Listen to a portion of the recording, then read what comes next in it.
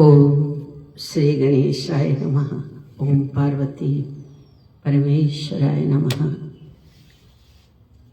भगवान काशी विश्वनाथ जी सदैव हमारे जीवन को आनंदित, परमानंदित और सदैव अपने शरणागति की राह हमको दे, ताकि हमारा जीवन धन्य हो और हम जीवन में अनंतता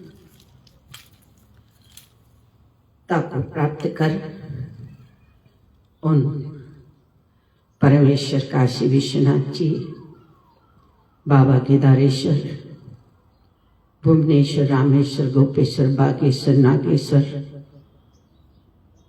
मदमेश्वर, कल्पेश्वर, रुद्रेश्वर, बद्रीश्वर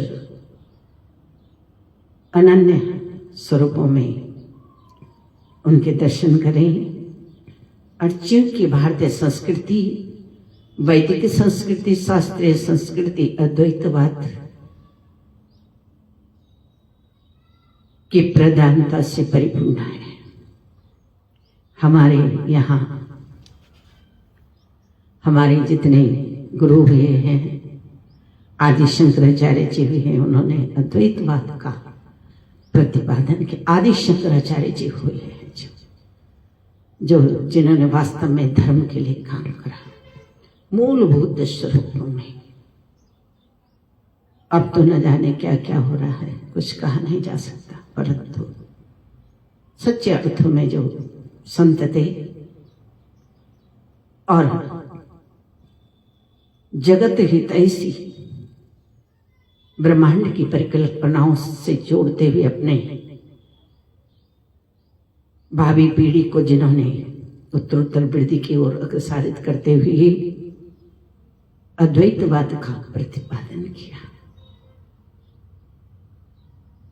उनके वो ऐसे वैज्ञानिक थे, ऐसे शास्त्रीय और वैदिक थे कि जिनको भविष्य का, भूत, भविष्य और वर्तमान का सब पता था। हमारे भारत के जितने भी संत हुए हैं, उनके महिमा को गाने के लिए, उनके यश और कीर्ति को बताने के लिए हमारे पास शब्द नहीं है। वे हमारे पूर्वज, वे हमारी पूर्वजा अनेक ऋषिकाएं हुई हैं, जिन्होंने भारत ही नहीं अपितु वसुदैव कुटुंबकम की भावना को अद्वैतवाद से जोड़ा। एको देवो महेश्वरा, एको ब्रह्मा द्वितीय नास्ति, यानी कि एको देवो महेश्वरा वही है और एको ब्रह्मा द्वितीय नास्ति भी वही है। एक देवता को अनेक स्वरूपों में ध्याया जाता है, एक ही देवता को अनेक नामों से जाना जाता है और अनेक अवतारों में, अनेक अंश अवतारों में उनको लिया जाता है। ये बड़ा सौभाग्य का विषय है कि भारत की आध्यात्मिकता, स्पिरिचुअलता इतनी सटीक रही है कि बिना यंत्र, संत्र, तंत्र, मंत्र के भी हमारे अक्षांशों की गणना, सूर्य चंद्र की गणना, नक्षत्र तारों की खगोलीय घटनाओं का पूर्व अनुमान, पंचांग जो बनता है, भारत का जो पंचांग है वो अद्वैतवाद का ही प्रतीक है। ग्रहण काल की चर्चा करना, दिन और वार को बता देना, पंचांग वर्ष में एक बार तैयार किया जाता है। अब तो कहने का तात्पर्य होगा कि गढ़वाली में बोलते हैं, जखबल बामन चार तक दिन न बाय। अब तो अनंत हो गए, तो लोगों में संशय पैदा हो रहा है कि व्रत कब है, एकादशी कब है, अमावस्या कब है, दुविधा है। जब भौतिकता हो जाती तो दुविधा उत्पन्न होती। परंतु जो ज्ञानी लोग होते हैं, जो हमारे पुराने जो पंचांग हैं, उनके हिसाब से, दूसरा भौगोलिक परिस्थितियों के अनुरूप भी पंचांगों का निर्माण हुआ। तो ये विश्व के लिए, ब्रह्मांड के लिए इनकी जो खगोलीय घटनाएं होती हैं, उनका विस्तार से वर्णन मिलता है। हमारे पास शताब्दी पंचांग भी बहुत समय से रखी हुई, हम यदा कदा जब जरूरत पड़ती कोई पूछता है तो देखते हैं। तो कहने का तात्पर्य यह है कि भारत को समझने के लिए भारत जैसा हृदय चाहिए। भारत को समझने के लिए संत के जैसे शांत, धैर्य और एक लाइफ स्टाइल, एक जीवन शैली चाहिए। अगर हमारी जीवन शैली अच्छी है, आज हम एक करौली बाबा है जो एक वीडियो देख रहे थे, अचानक से उंगली टच हो गई, खुल गया। उसमें एक डॉक्टर बैठी थी, तो कह रहे थे कि हम मनोचिकित्सक हैं। तो मनोचिकित्सक स्पेशलिस्ट तो होते ही हैं। तो बार बार पर मतलब तर्क क्या दे रही थी, तर्क दे रही थी, को तर्क भी दे रही थी, परंतु इस विषय को पर्टिकुलर एक सब्जेक्ट नहीं समझ सकता। वेद को, वैदिक को सर्वत्व, सर्वस्व, सर्वेश्वर का जिसमें वर्णन हो, इस साधारण व्यक्ति के लिए समझना आसान नहीं है।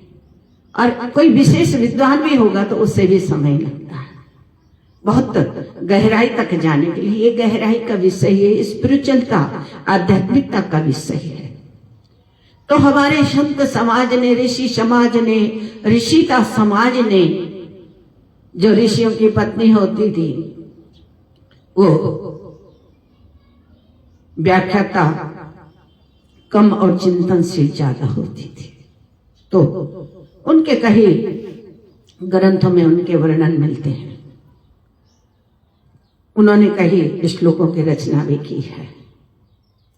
तो कहने का तात्पर्य है कि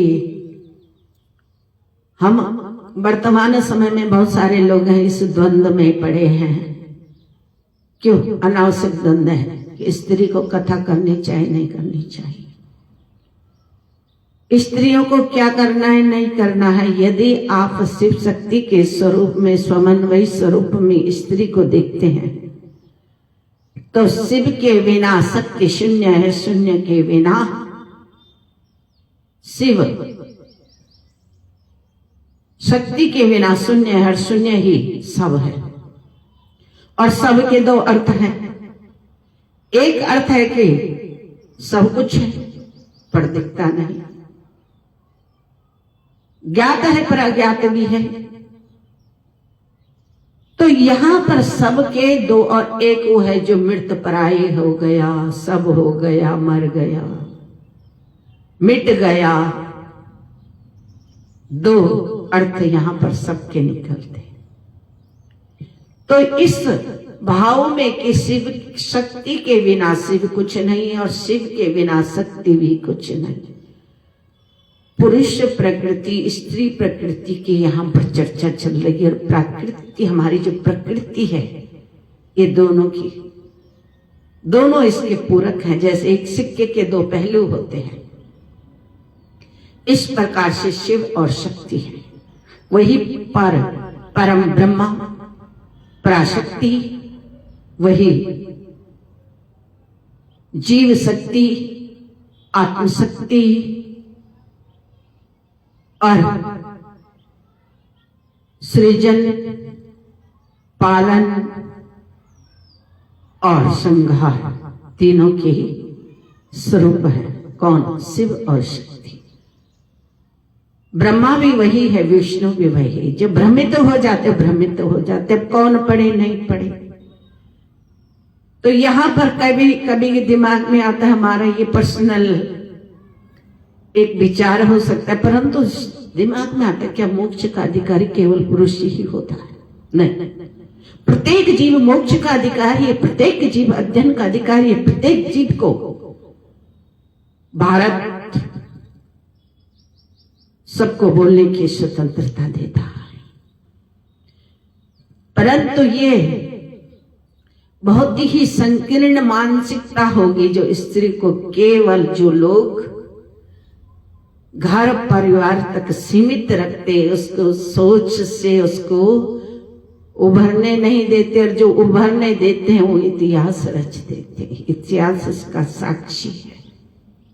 जैसे कैसे शिव के साथ शक्ति, ब्रह्मा के साथ ब्रह्माणी और नारायण के साथ महालक्ष्मी, दोनों का योग ना हो तो कुछ भी नहीं होता। संसार का सृजन, संसार का पालन, संसार का कल्याण, त्रिकालदर्शी त्रिलोक और त्रिलोकेश्वरी एक ही माता और पिता के नाम है, परंतु उनके क्रियाकलाप, उनकी कार्यशैली, उनकी श्रेष्ठता के कारण, उनके जिन जिन स्वरूपों में प्रतिष्ठा के कारण, कार्य के कारण उनके नाम अलग अलग हो गए, स्वरूप अलग अलग दर्शाए गए। क्यों? हम जैसे मनुष्यों को समझने के लिए। अब कई लोगों का मंचों पर हम देखते कि झगड़ते, हम तो शिव वाले, कोई कहता है शक्ति वाले, कोई बोलता राधे वाले, कोई बोलता कृष्ण वाले, कोई बोलता राम वाले, कोई बोलता सब वाले हैं। सबके ही सर्वेश्वर एक ही, परमेश्वर एक ही है।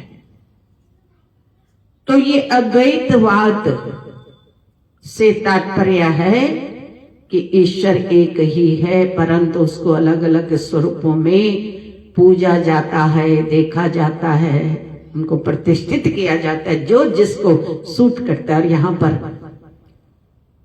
जो है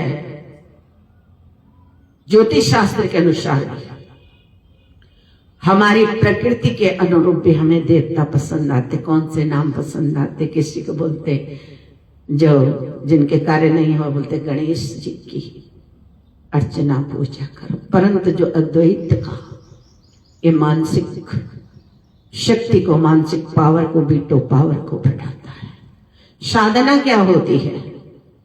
साधना वही तो है जो मानसिक रूप से की जाती है। शरीर को थका लेना साधना नहीं कहते, ये तो केवल ऐसे ही बैठ जाना और ऐसे उठना जाना।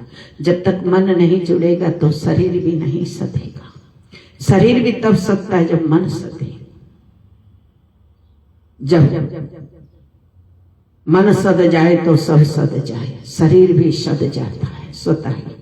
जैसे आप मानसिकता बनाते हैं वैसा ही हो जाता है। तुम करोली बाबा जी का एक आज इंटरव्यू देखते थे, उसमें डॉक्टर थी, मनोचिकित्सक थी, एक मनोवैज्ञानिक। तो हम देख रहे थे कि जैसे वो कह रही थी कि नहीं ऐसे नहीं होता, हम दवाई से ट्रीटमेंट करते हैं, ये करते उड़ते हैं, साइकोलॉजिकल बहुत वो करते हैं। तो जब व्यक्ति को दवाइयों से कुछ नहीं होता तो उसका साइकोलॉजिकल ट्रीटमेंट क्या है?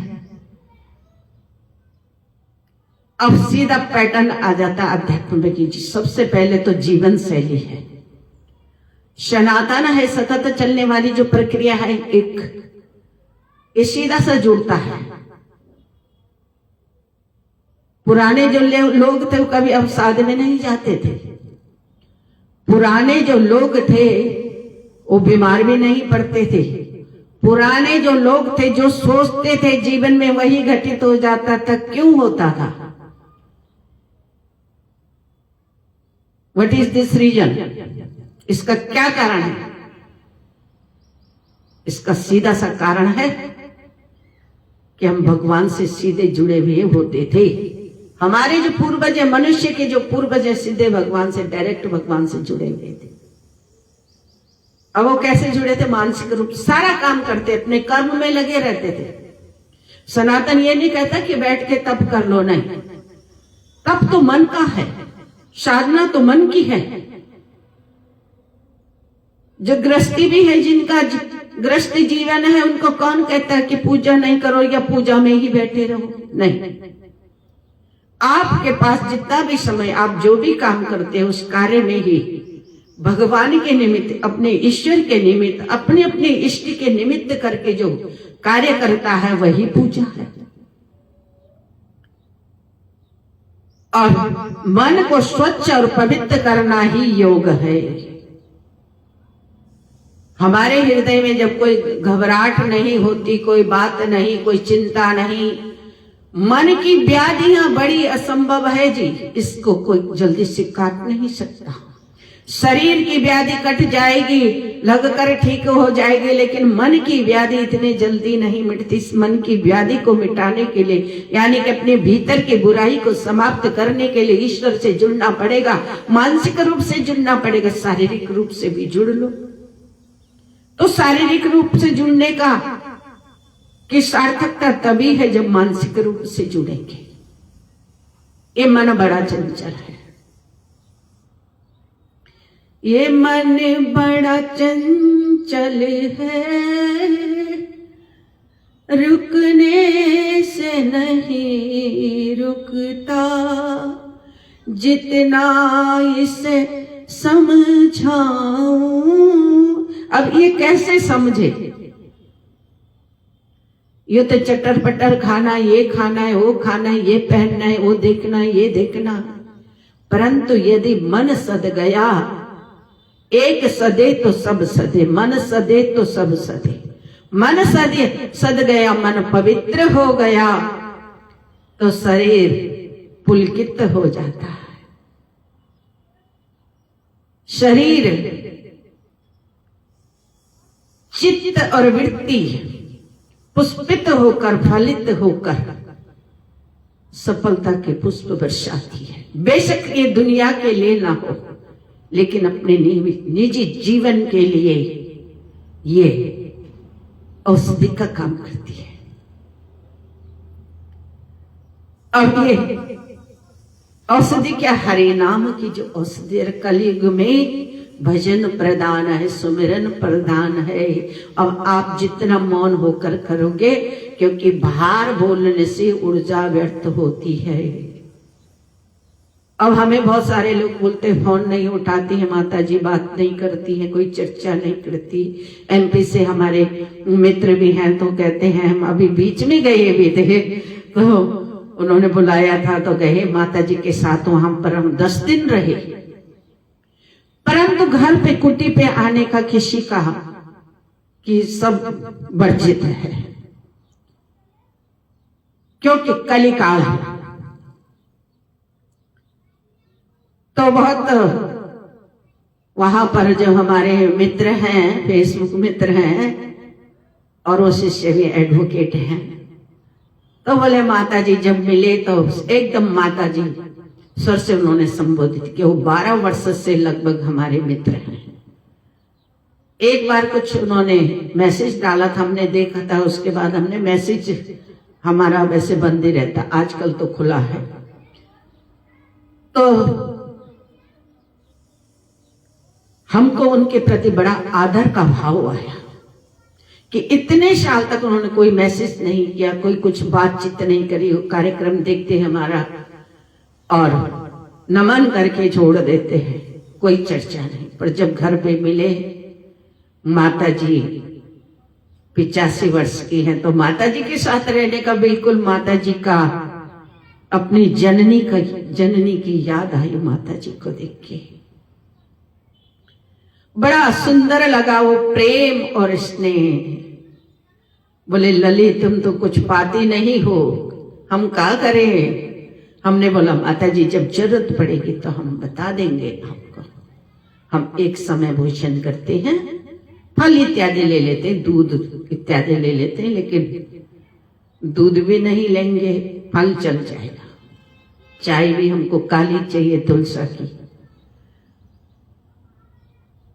तो माता जी बड़ी प्रसन्न हुई। 3:15 बजे 3:30 बजे ब्रह्म मुहूर्त में हम उठकर ना जाएं तो माता जी ने मोटर का पानी बता दिया, इससे पानी निकालना और गर्म चाहिए तो ये यहाँ पर व्यवस्था है।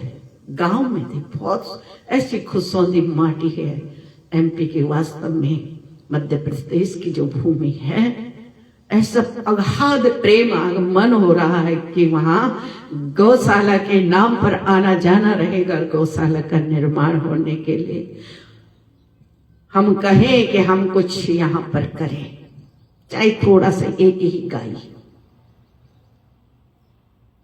गर्मी में देवभूमि उत्तराखंड और उस सर्दी में जो है गर्मियों में देवभूमि उत्तराखंड और सर्दियों में एमपी।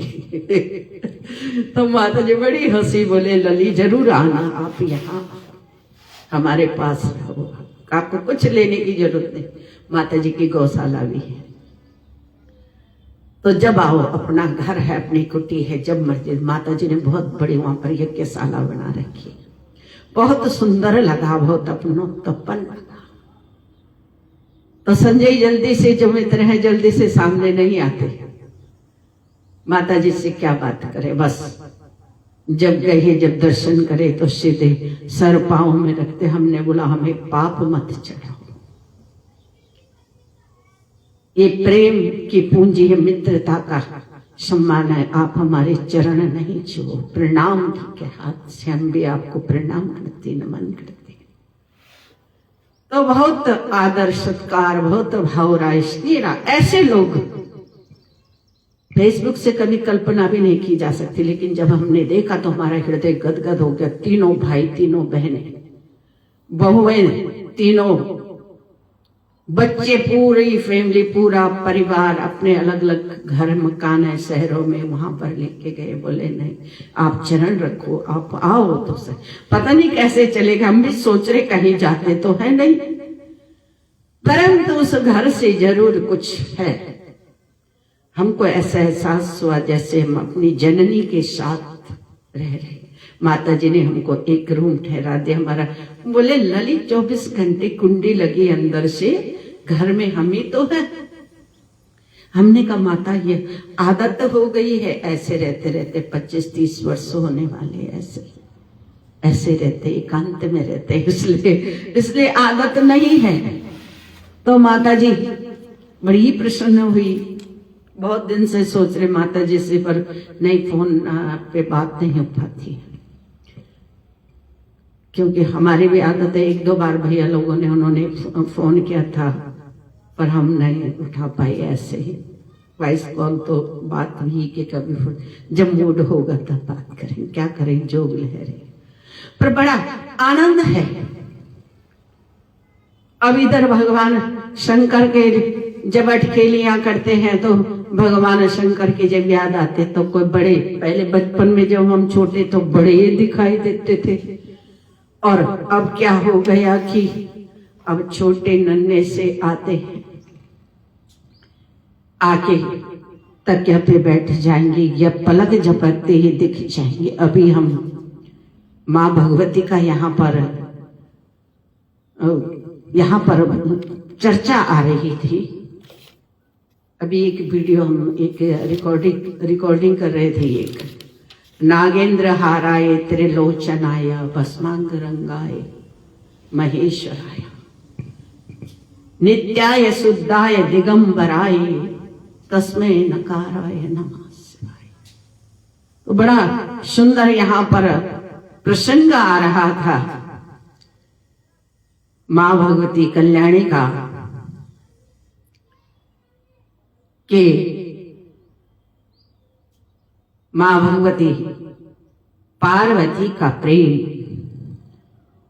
और शिव का प्रेम।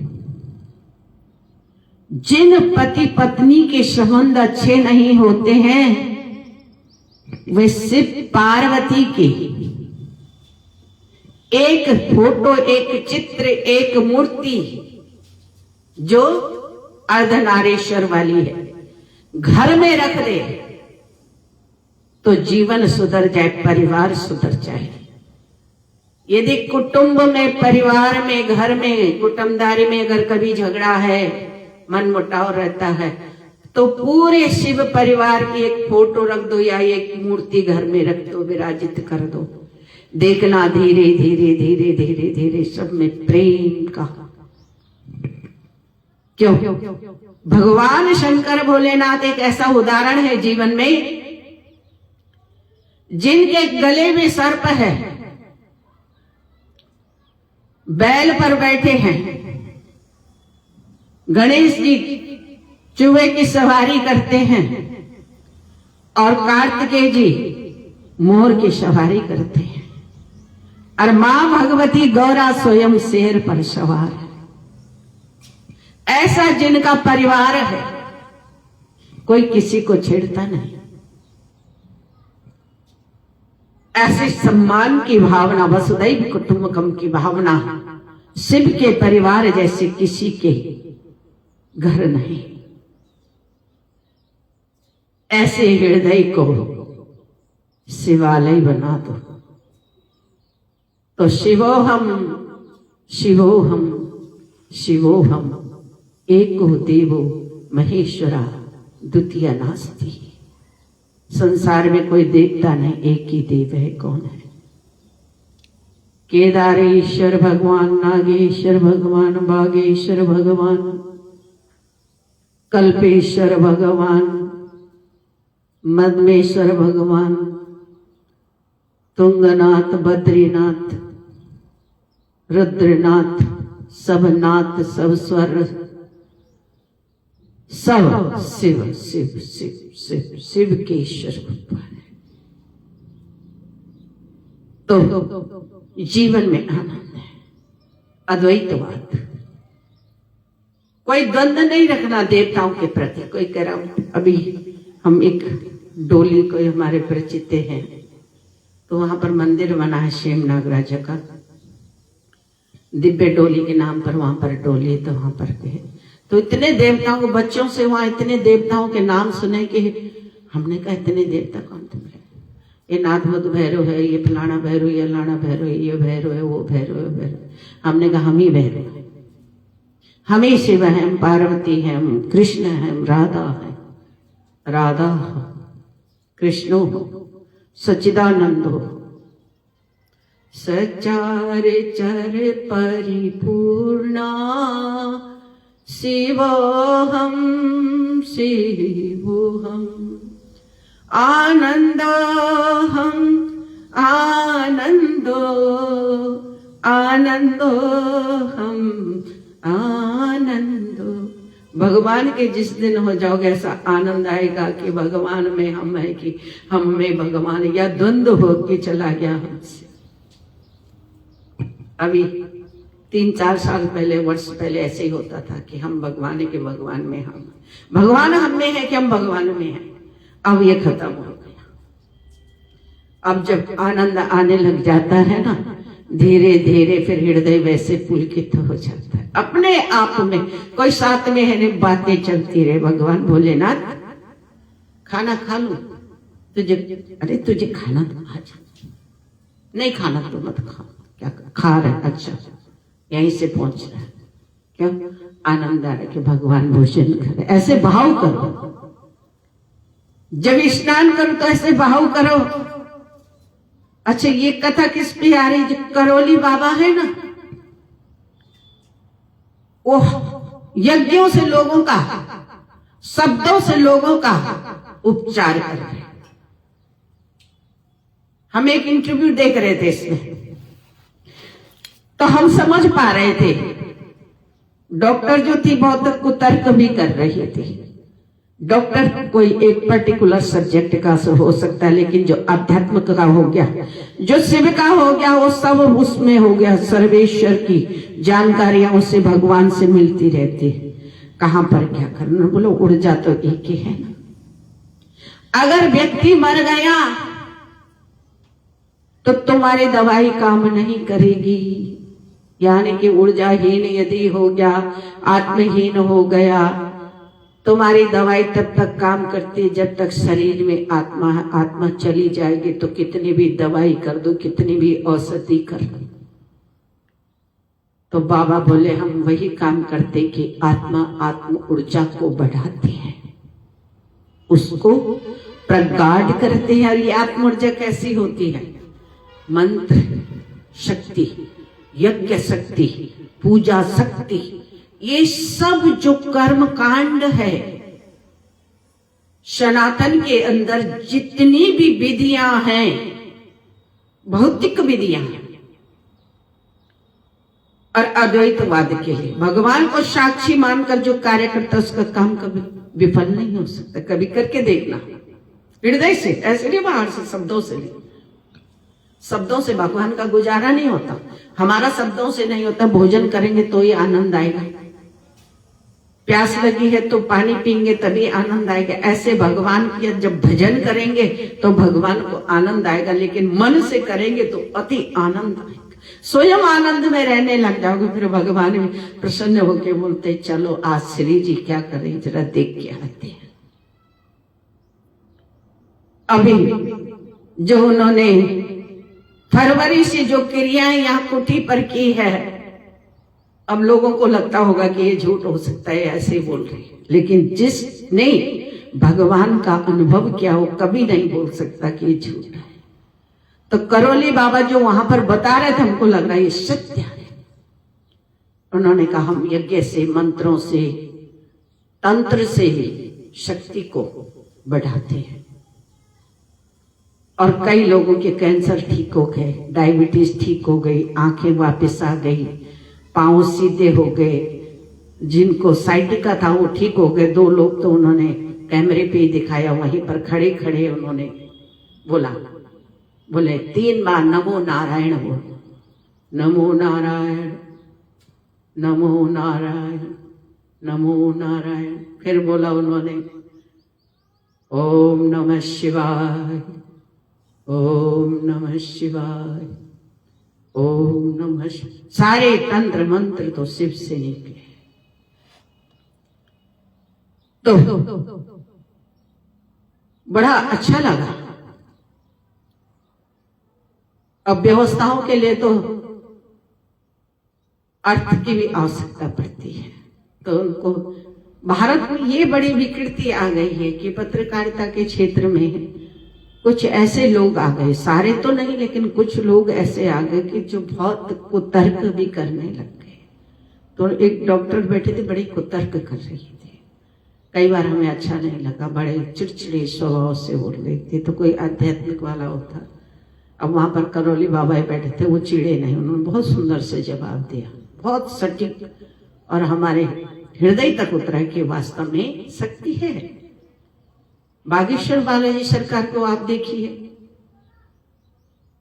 क्या ऊर्जा है उस युवा में, क्या उनके पीढ़ी दर पीढ़ी का उनको जो अनुभूति हुई है, उन्होंने जो अभ्यास किया है, उनको जो आशीर्वाद प्राप्त हो। इसीलिए तो कहते हैं कि अपने बड़ों का सदैव सम्मान करो, उनकी आज्ञा का पालन। इसका कोई रीजन और नहीं है, यही है कि तुम्हारा कल्याण हो जाएगा, अंततः तुम्हें मोक्ष प्राप्त होगा। संसार को तुम वो चीज दोगे जो कोई संसार वाला तुम्हें दे नहीं पाएगा। और हम तो बार बार उनके बहुत उनसे प्रभावित हैं। हम बहुत ऑस्ट्रेलिया में भी उनके अभी प्रोग्राम जब गए थे तो हम देख रहे थे। तो ये हमारे लिए गौरव की बात है। ये नहीं कि बड़े बड़े संत बनकर भी हम बड़े संत बन जाएं फिर कहें ऐसे, कुछ नहीं है ऐसे, तो ये गलत बात है। अपने धर्म, अपनी संस्कृति, अपने भारत को, अपने भारत के लोगों को सदैव प्रेम की दृष्टि से देखो। अगर अपने लोगों के प्रति प्रेम नहीं है तो वसुदैव कुटुंबकम फिर कैसा कुटुंब है? वसुदैव कुटुंबकम में केवल भारत ही नहीं आता, संपूर्ण ब्रह्मांड आता है। और इसी हैसियत से भारत ने चंद्रमा पर परीक्षण किया, मंगल पर परीक्षण किया, और एक दिन ऐसा आएगा जब सूर्य पर भी परीक्षण होगा। और ये परीक्षण सूर्य पे बाल समय रवि बख्शी लियो तब तीनों ही लोग भयो दिया। कौन सा संकट मोरी गरीब को जो तुम सो नहीं जात है टार। बेगी हरो हनुमान महा जो कछु संकट। हमारी तो परंपराएं हैं ये। बाल समय रवि बख्शी लियो। हनुमान जी ने मीठा फल जानकर, पका हुआ फल जानकर सूर्य को ही निगल दिया। ये भारत की भूमि की ही तो बात है। ब्रह्मांड में भारत की भूमि ही एक ऐसी भूमि है, देव भूमि है, स्वर्ग इसे तो कहा जाता है। परंतु हमारे यहाँ तो उंडा पंडक मल चूल्हा पंडक उंडा पंडक है। भितर का बण्या बैरी, नरेंद्र भाई का गीत याद। भितर का बण्या बैरी भैर का परवान। एक स्थिति है हमारी, और वास्तव में उनके गीतों में इतनी नेचुरलिटी है, इतनी प्राकृतिकता है, इतनी वास्तविकता है कि आज का गायक कोई ऐसा गा नहीं सकता, ऐसे शब्दों को कोई पिरो नहीं सकता। तो ये भूमि की ही पराकाष्ठा तो है। चाहे हम जिस भी क्षेत्र में, भौतिक क्षेत्र में है, चाहे हम आध्यात्मिक के क्षेत्र में, आध्यात्मिक क्षेत्र तो ईश्वर की कृपा के बिना संभव नहीं। ये भगवान की, काशी विश्वनाथ जी की, केदारेश्वर की कृपा के बिना संभव नहीं है। कई बार केवल भाव बनाना पड़ता है भगवान को।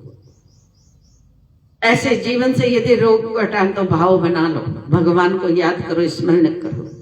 एक बार नहीं, 2 बार नहीं, 3 बार नहीं, 1000 बार बोलो। अगर शरीर में कोई रोग है तो मां मृत्युंजय जप कर लो।